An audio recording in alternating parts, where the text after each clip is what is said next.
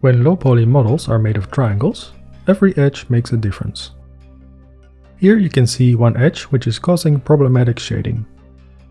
We can solve this by rotating it in the Edge menu by pressing Ctrl E and choosing Rotate Edge. You can choose clockwise or counterclockwise, either is fine. That looks much better.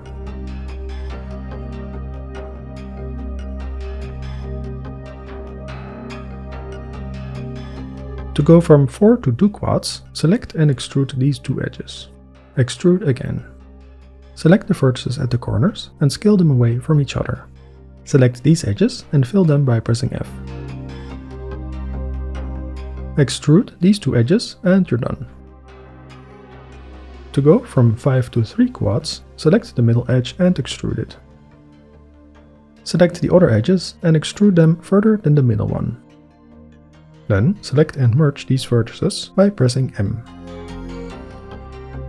Fill the gap by selecting these edges and pressing F. Then select and extrude the 3 edges. For better distribution of geometry, you can scale this middle face down. To go from 3 quads to a single one, select these 2 edges and extrude them. Extrude the middle edge as well, but only halfway the other 2. Merge these vertices by selecting them and pressing M. Then fill the gap by selecting the edges and pressing F. Finally, extrude the one edge out by pressing E. Normally, you can add an edge loop with Ctrl R, but that doesn't work on triangles. Here's how you can still do it. Make sure you're in Edge Selection mode in Edit mode.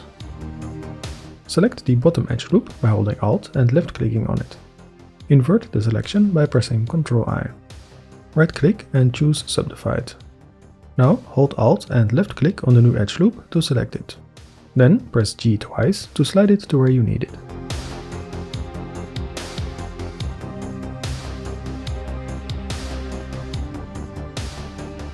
In case you have an edge loop that you need to make perfectly straight, you can press G twice and then press E. Pressing E conforms the edge loop to its neighboring edge loop. So it only works if there is a perfectly straight edge loop next to it.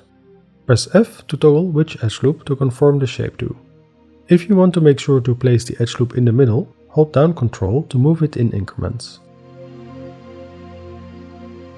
You can also use the Loop Tools add-on.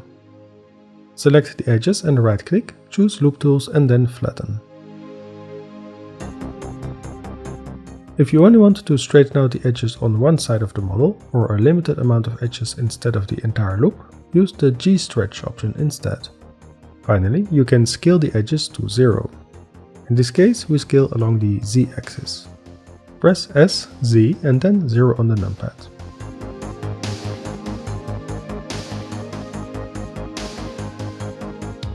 Select the faces that you want to flatten.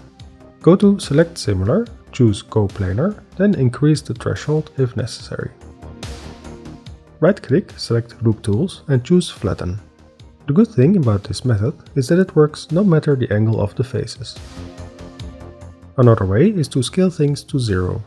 In other words, select the faces, press S and Z for the Z-axis and then 0 on the numpad. This works best if the faces are aligned perpendicular to the exact axis you are scaling to. For a third method, delete the selected faces. Select the edges surrounding the resulting hole and fill the hole by pressing Ctrl F and then choosing Grid Fill. If your model has some areas that need to be more smooth, there are 3 ways to do it.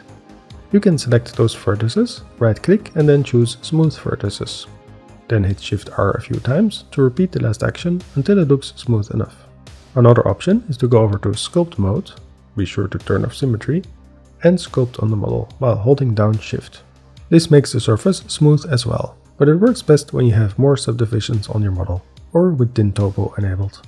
It can also take some practice to get perfect.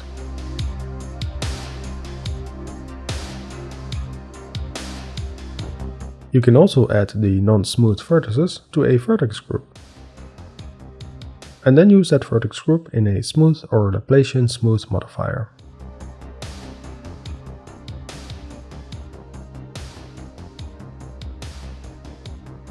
If you found this topic interesting and would like to know more, don't forget that you can find it in my Blender Secrets ebook.